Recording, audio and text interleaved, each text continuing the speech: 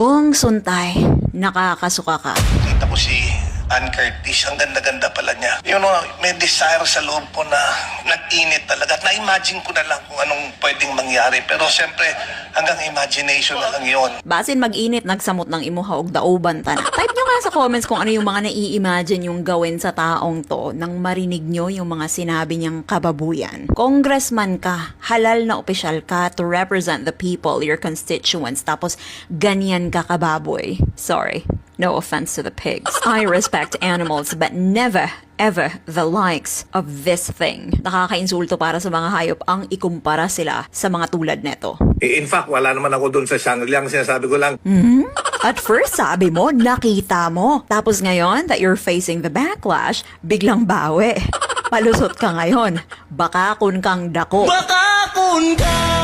ano yung immoral dun sa sinabi ko? Seriously? The fact that you don't even know the problem of what you just said is the problem. Bugo kayo.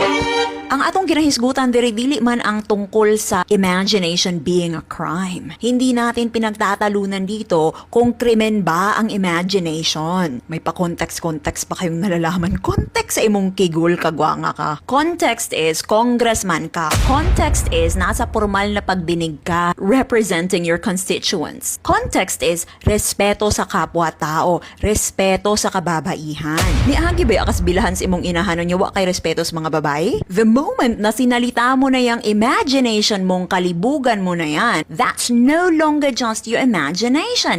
That becomes your speech. And speech, dapat accountable ka dyan sa mga pinagsasabi mo kasi elected official ka. And the fact na kailangan pa tong ipaliwanag sa'yo ay talaga namang nakakabobo. Bobo ka ba? Nai-imagine ko kasi na bobo ka talaga. Analogy. Alright.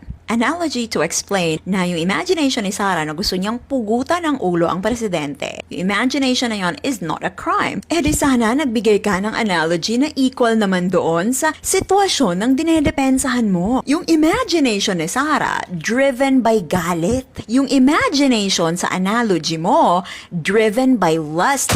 Libog. Yung analogy mo, kalibugan mo. So ayoko rason-rason ni diha nga na analogy ni mo kay what jud na nakatabang. It only exposes your rotten mind. Gitna ng pamabatikos kay Davao City Mayor Rodrigo Duterte sa kanyang biro tungkol sa rape, umamin ang kanyang anak na si Sarah na siya'y isang rape victim. Alam mo bang aminadong rape victim yang si Sara Duterte na pinagtatanggol mo tapos ingon ana ang imuhang analogy? Gago ka ba?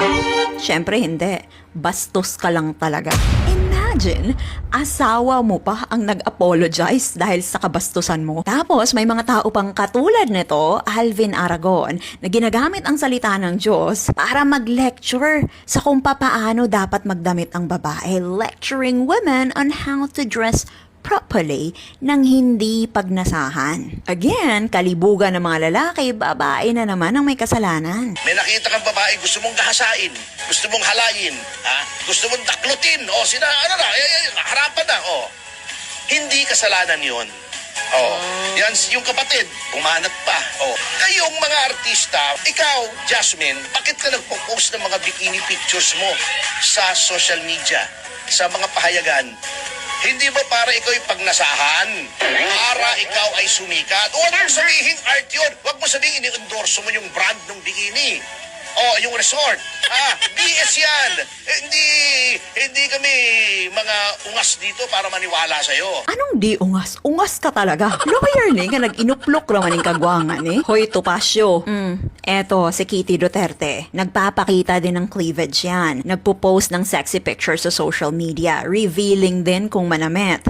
I dare you, Tupasyo, to tell exactly the same thing to her face. Wag na tayong lumayo. Ang ating vice presidente na si Sara Duterte, aminadong rape victim. Kasalanan niya rin ba dahil sa pananamit niya? Pananamit niya rin ba ang dapat sisihin? Time and time again, the burden is on women. Mga naka-school uniform, naka-PE uniform, pajama, balot mula ulo hanggang paa. Yung iba naka-hijab pa. Yung iba, babies, naka-diaper pa. pinagnanasahan, pinagsamantalahan pa rin. Kayo itong malilibog pero nasa babae pa din ang burden, nasa babae pa rin ang blame. You do not tell girls or women how to dress properly. You teach yourselves restraint. You teach yourselves respect. Dahil kayo ang wala nun. Kung di ninyo makontrol ang inyong kahangol, ipaputol na, ipatali. Para impas. Sa usaping ito, we all trace back to the Duterte legacy. Duterte na ginagawang biro ang rape. Duterte na gusto mamusil o bisong sa mga babae. Duterte nga di kapugong sa iyang lagay o gihang tudlo nga nangulkog sa ilang katabang samtang tulog ni. Kaya Pilipinas, wag nang magtataka kung ang mga kabataan natin ay lalaki na biro na lang ang tingin sa rape. Wag nang magtataka kung ang kabataan natin ay lalaking bastos mag-isip, bastos ang bibig, at objects of desire na lang ang tingin sa kababaihan.